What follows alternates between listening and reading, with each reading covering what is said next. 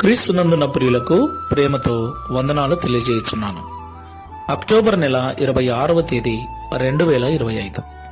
ఈరోజు దేవుడు మనకు చేస్తున్న వాగ్దానం ఏమిటనగా, కీర్తనల గ్రంథము 91వ కీర్తన 10వ చరణం. నీకు అపాయమేమయూ రాదు, ఏ తెగులును నీ గుడారమును సమీపించదు.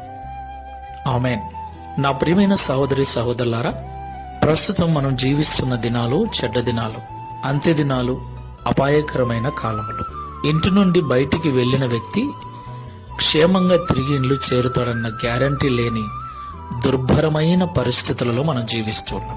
ఒకవైపు ఆర్థికపరమైన ఇబ్బందులు, మరొక వైపు ప్రమాదాలు, మరొక వైపు తెగుళ్ళు, రోగాలు, చీడలు, పీడలు, రకరకాల పరిస్థితులు మానవ జాతిని చుట్టుముట్టి ప్రాణాలు తీయటానికి పొంచి ఉన్నటువంటి పరిస్థితుల్లో మనం జీవిస్తున్నాం.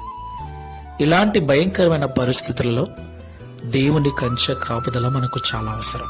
ప్రభు ఈ ఉదయకాల సమయంలో నీకు అపాయమేమయో రాదు, ఏ తెగులునో నీ గుడారమును సమీపించదు అని వాగ్దానం చేస్తున్నాడు.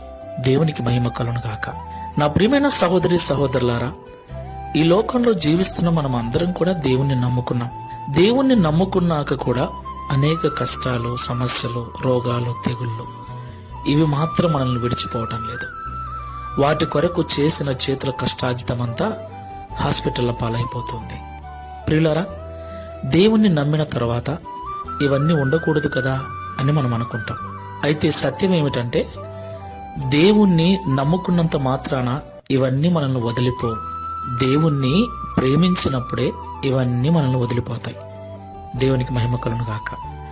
దేవుణ్ణి Download ShareChat.